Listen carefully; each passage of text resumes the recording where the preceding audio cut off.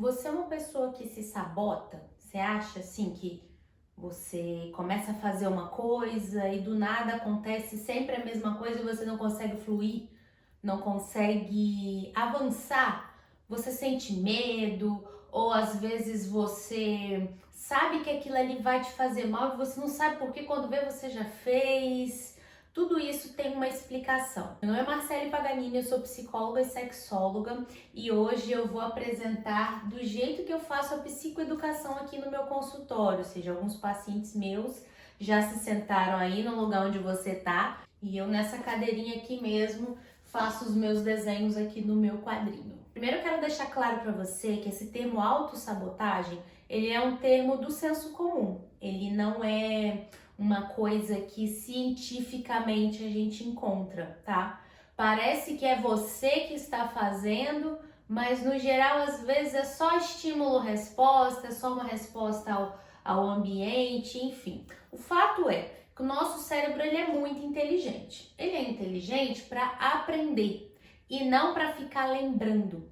Tanto que quando tem um julgamento, alguma coisa assim, as mesmas pessoas que assistiram, cada uma tem uma percepção e conta uma história diferente. Isso porque o nosso cérebro não foi feito para lembrar, foi feito para aprender, ou seja, tirar lições.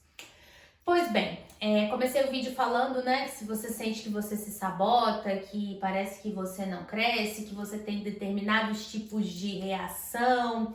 Eu vou pensar aqui num exemplo, aqui agora.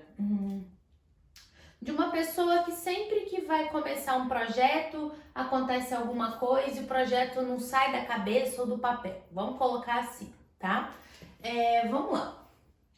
Tudo na nossa vida, como o cérebro ele é de aprender, algumas coisas que vão acontecendo com a gente, ou que a gente vai percebendo, enfim, ela traz um aprendizado. E quando a gente fala de situações mais traumáticas, mais pesadas, a gente tem ali um aprendizado maior. Tanto que é mais fácil você ter uma memória de infância ali para os 4 anos, 5 anos, 3, se ela for traumática. Fora isso, o seu cérebro não quis lembrar de muita coisa, tá? E tudo que acontece com a gente, tudo que a gente aprende, internaliza, vai para o nosso algoritmo interno, tá? Nosso algoritmo interno é igual ao algoritmo de aplicativo mesmo. Ele vai aprendendo o jeito que é para as coisas acontecerem, tá? Então vamos lá. Digamos que alguma coisa, vamos dar um exemplo aí do amigo que não consegue tirar os projetos do papel, tá? Aconteceu alguma coisa, vamos pôr aqui acontecimento. Beleza? Esse acontecimento gerou um aprendizado que gera um dado tipo de reação. Um tipo de reação aprendida, tá? Essa reação que eu coloquei aqui é de alguma forma aquele aprendizado que essa pessoa teve para não concluir os projetos. Um exemplo,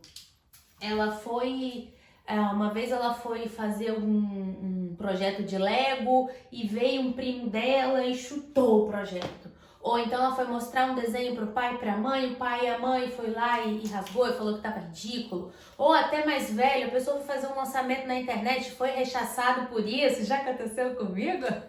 Enfim, algum aprendizado gerou essa reação. O cérebro aprendeu que, opa, projeto novo dá ruim pra nós. A gente não fica bem não. Então vamos aí criar alguns mecanismos para evitar o quê? O sofrimento. Na verdade, não é nem o sofrimento que o cérebro quer evitar. Ele quer evitar que a gente pereça, que a gente cesse a existência, tá? Porque a ideia dele é manter a gente vivo. Então, de certa forma, é uma ameaça. Iniciar um projeto é um tipo de ameaça, ok? Acontecimento, reação. Aí, digamos que você é uma pessoa que faz terapia, ou que pensa muito, filosofa, enfim, não é só na terapia que a gente adquire autoconhecimento, tá? Ou você tem claramente da onde que veio esse aprendizado aqui dessa reação, ok? Aí você vai lá e, deixa eu pegar uma corzinha diferente, que eu gosto de dar cores diferentes, né? Você descobre o que aconteceu. entende, né? Entende, ok. Você entende por que você tem esse tipo de reação, beleza? Beleza. Aí, na medida que você entende o que acontece, a reação para de acontecer. Mentira. Continua a reação. Minha letra não tá das melhores. Então, assim, a gente só trazer para a memória, só trazer aqui que chama para o consciente, ou enfim, a gente saber de onde vem uma reação, não é suficiente para convencer o cérebro de que ela tá errada. Por isso que muitas vezes aquela questão de, nossa, mas por que eu sou assim? Por que eu sou assim? Nossa, de onde vem isso? Ou então, nossa, eu lembro muito do meu pai fazendo isso, aquilo. Eu lembro, mas não melhoro. Por quê? Porque não é só trazer para a consciência. Se você trouxesse essas coisas para a consciência, você diria para o seu cérebro, olha, eu não quero mais esse algoritmo. Eu não quero mais me apaixonar por gente ruim. Eu não quero... Seria fácil, né? Mas não é bem assim que a banda toca, não é assim que funciona, tá? Segue o fluxo. O que nós temos de concreto aqui? Que o negócio não flui. Tô chamando aqui de reação, tá? Mas a coisa não acontece. Rola autossabotagem, rola, enfim, medo, não vai, não flui, enfim. Numa terapia ou numa autoobservação, enfim, no que você quiser, você consegue perceber como que essas reações funcionam. A gente começa a observar. Isso aqui, ó, esse bloquinho aqui, ó, acontecimento e entendimento do que aconteceu, não sei se dá pra ver no vídeo, mas eu não consigo passar pra... Enfim, eles contribuem para você entender isso aqui, tá? Entender, na verdade, como que ele funciona. Você consegue, assim, perceber os mecanismos porque você já tem alguns dados do acontecimento, a partir do momento que você entende.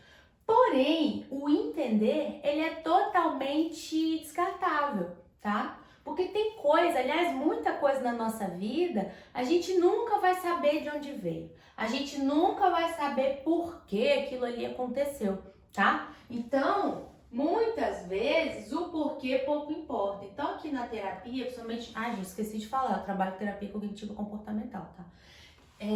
Aqui na terapia, a gente não vai se ater tanto.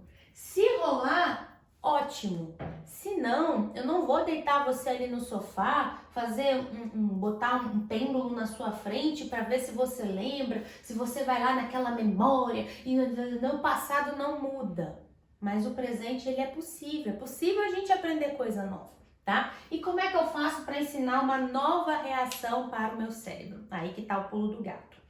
Quando a gente consegue entender os mecanismos da reação, a gente entende os pontos que ela traz, tá? Então a gente pensa nos... Ai, gente, novinha minha caneta. Eu precisava de estilo.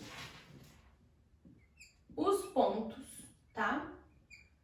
Que acontecem nessa reação, que é justamente o meu trabalho aqui na terapia, tá? Fazer você trazer aqui para o consciente os pontos. Como assim? A gente vai fazer uma análise minuciosa do que você pensa, do que você sente, do que você faz nesses momentos de criação aí, né? Que é o exemplo que a gente deu, que evoca essa reação. Quando a gente vai entendendo os mecanismos de pensamento e de comportamento, a gente começa a pensar novas estratégias de comportamento e de pensamento. Marcele, e sobre aquele meu medo, né? Sobre a emoção. Olha, as emoções não tem como a gente simplesmente não sentir. Por isso que eu acho que é aquela coisa mais tosca de falar, fica triste não. Não tem como, tá? A gente vai se sentir triste, a gente vai sentir, as emoções foram feitas para serem sentidas. Mas no momento que eu consigo colocar o meu pensamento de acordo com o meu comportamento, a emoção ela acaba sendo ali voto vencido, ela não vai ser mais tão determinante, tá? Então, à medida que a gente vai vendo os pontos, a gente cria estratégias novas de comportamento e de pensamento. E à medida que vai dando certo, tá? Vou colocar aqui, ó. Daqui pra cá. Deu certo. O que ele vai fazer? Ele vai aos poucos dissolvendo isso aqui, as reações iniciais, tá? Você vai dissolvendo. Você não chega em uma sessão, em um estalo, em um clique, uma virada de chave e muda uma coisa que está arraigada na sua vida. Mas você trazendo para a consciência, trabalhando comportamentos e pensamentos, à medida que vai funcionando, você convence o seu cérebro de que aquela reação não é mais útil. E que essa nova reação aqui, ó, ela é mais útil. Por isso que essa questão dos micropassos, essa questão da gente colocar um hábito novo devagar, trazendo ele bem aos pouquinhos aqui pra gente, é o que dá certo na nossa vida. Porque as coisas que começam num impulso, terminam no mesmo impulso. Mas o que é construído, aprendido, feito, ele cauteriza. Ele cria lá no seu cérebro o que a gente chama de engramas neuronais, ou seja, os neurônios envolvidos na reação, eles vão, nessa reação aqui, ó, eles vão se soltando, perdendo a força das sinapses, porque eles pararam de malhar. É igual quando você para de interagir com um amigo, você perde ali a vivência com a pessoa, a afinidade, tá? E os neurônios a mesma coisa, eles vão ali, ó, perdendo. E quando você entra aqui, ó, com o novo, vai criando-se um novo engrama neuronal para ir pro lugar daquele ali. E à medida que esse aqui vai dando certo, esse aqui vai, ó. Só que isso é constância, isso é devagar, não tem fórmula mágica, dá trabalho, cansa. Por isso tem coisa que a gente pensa se vai mexer ou não. Agora, uma coisa crucial, igual do exemplo, de que a pessoa não consegue começar os seus próprios trabalhos, não consegue levar à frente os seus projetos, os seus sonhos, isso é crucial. Então, vale a pena a gente gastar neurônio, a gente gastar energia, a gente parar para olhar, ter essa mão de obra toda para ter uma vida que vale mais a pena ser vivida. Agora, dando um exemplo aqui bem rápido, só para a gente finalizar a respeito da vida sexual, tá? Vou pegar um exemplo bem simples. Deixa eu pegar uma caneta aqui. Vamos falar aí de uma pessoa com baixa libido, tá? A pessoa tem pouco interesse por sexo. O que a gente vê em muitas mulheres hoje em dia, aliás, sempre vimos isso, né? Vamos pensar nos antecedentes que aconteceram com essa mulher.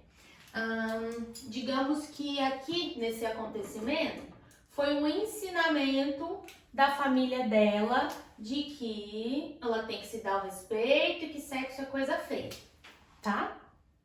Então ela aprendeu isso aqui. Ela aprendendo isso aqui, o cérebro dela com muita inteligência vai o quê? Tirar o interesse dela pelo negócio, tá? Então ele vai cortar, porque muita gente acha que a sexualidade ela deve fluir assim na hora que eu quero, tipo, eu não gosto, me ensinaram que é feio, mas agora que eu passei por aquela cerimônia, tem um botão aqui na minha nuca que vou clique e aí eu vou gostar. Não é bem assim, tá? Não tem botãozinho na nuca de ninguém pra nada, principalmente pra sexualidade. As pessoas ficam, que tem que ser fluida, que tem que isso, que tem aquilo. Envolve tudo isso aqui. Aí eu aproveito até para abrir um parênteses, né? Quando a gente fala disso, a pessoa já pensa, então orientação sexual é um negócio aprendido. Não, porque a atração ela é interna, tá? Ela não é externa.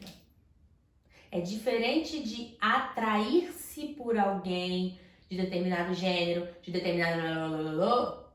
O que você tem interesse ou não na sexualidade. Tem pessoas homossexuais que não têm o menor interesse em fazer sexo. E tem pessoas que são assexuais, tá? Quer dizer, é alguma questão interna dela que não torna isso plausível. Essa pessoa aqui, ela sente um negocinho, mas ela não tem tanto interesse. Baixa libido, tá? Vamos voltar aqui pro assunto. Aí a pessoinha aqui tem esse tipo de reação. Essa mulher, ela tem esse distanciamento da questão sexual. Fechou? Fechou. Aí, o que acontece? Eu aqui na terapia consigo entender com fulaninha o que aconteceu com ela, o que foi ensinado, tá? Aí na hora que eu ensino para ela outra coisa, automaticamente a reação muda? Não. Não, ela não muda automaticamente, tá? Ela só vai ter um entendimento novo. Mas internamente o cérebro dela continua aqui no aprendizado antigo, ok? Ok. E o que a gente vai fazer? A gente vai combinar o que tem acontecido na vida dela, tá? Ou seja, com o que ela aprendeu aqui, tá? Então, esses pontos aqui vai ser essa combinação da novidade que ela aprendeu em comparação com a vida que ela quer, tá? Então, a gente vai fazer esse contraponto aqui. Dentro desse autoconhecimento, a gente vai entender, por exemplo, algumas questões. Ela tem vergonha de pôr uma lingerie, digamos assim, mas ela gostaria muito de usar. Então, a gente vai aos poucos trabalhando comportamento e pensamento. Então, a gente trabalha aqui no comportamento dela comprar uma lingerie, mas não tão ousada quanto ela gostaria, mas que seja um pouquinho mais aproximado do que ela já usa. E também fazer treinamentos no pensamento dela estando, se mostrando ali pro marido com a lingerie, o marido vendo a lingerie, ela se sentindo muito bem, tá? O cérebro é inteligente, mas ele é burro. Às vezes a gente pensa um negócio e ele acha que tá acontecendo agora. Ele não tem calendário, não. Porque tudo ele fica assim, ó, aprendizado, aprendizado, aprendizado, aprendizado, tá? Então, esses exercícios de mentalização pode parecer bobinho, mas ele, assim, é muito rico dentro de um processo terapêutico. Aí, à medida que vai dando certo esse novo posicionamento, isso aqui vai sendo o quê? Diluído, tá? Vai sendo diluído. A gente chama de diluição porque não é do nada, tá? Tem coisas que vão ficar para sempre? Tem coisas que vão ficar para sempre. Mas ali, a gente ir mudando aos poucos, a pessoa pode ter, porque ela tem capacidade corpórea, fisiológica de ter uma vida sexual melhor. Então, à medida que a gente vai trabalhando os pontos, essa mulher vai sentindo mais desejo, vai ficando ali mais próxima do tema e vai aumentando a intimidade dela com o marido. Ela vai se tornar uma dançarina de pole dance no cabaré por causa disso? Não, a não ser que ela queira. Se ela não quiser, ela não vai tornar. Porque muita gente acredita que educação sexual faz as pessoas ficarem devassas e a gente tem que não ensinar para ninguém, inclusive para os nossos adolescentes, o que está acontecendo dentro ali daquele corpo borbulhando de hormônio. Então, para isso aqui ser uma nova reação e ser fluida, é um processo, tá? Muito aos poucos. Ah, Marcele, tem gente que nunca fez terapia e chegou nesse ponto. É claro, existem pessoas que se autoanalisam, sim. Existem pessoas que pensam nelas mesmas, trabalham o seu autoconhecimento, que filosofam. Gente, filosofia é a base da psicologia. Então, filosofar é uma coisa maravilhosa. Inclusive, a gente faz aqui no consultório o que a gente chama de questionamento socrático, tá? Então, as pessoas que filosofam, que pensam em si, que leem bastante, etc., pode ser que elas não precisem de terapia. Da verdade, é sério. Não é todo mundo que precisa de terapia. E também não é todo mundo que vem fazer terapia e fica aqui 5, 6 anos, não. A gente vem, olha para o que tem que ser feito e ó, você volta para me contar as novidades ou quando acontecer alguma coisa com você. Mas aí já é do estilo da abordagem do psicólogo, tá? Mas voltando aqui. O fato é, se você não questionar as suas reações das coisas que acontecem com você, você nunca vai ter um resultado diferente. Se você não observar, não trabalhar suas mazelas, não tomar conta do seu pensamento e do seu comportamento, você vai ser refém de emoções. E quando a gente é refém das emoções, a gente acaba o quê? Indo na água delas. E na água delas é o quê? Aprendizado puro do cérebro, e ele vai fazer sempre o que ele está acostumado a fazer. Então, tanto na sua vida emocional quanto na vida sexual, trabalhe a sua mente.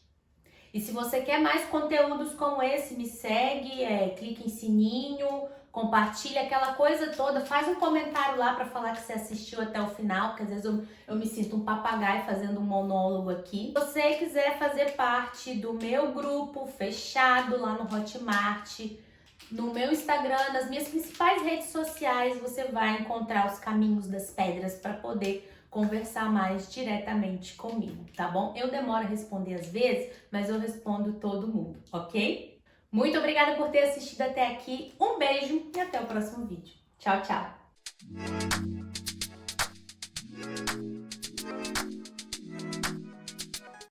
Gostou do quadrinho? Geralmente é mais fluido, é o que eu tô fazendo no ao vivo.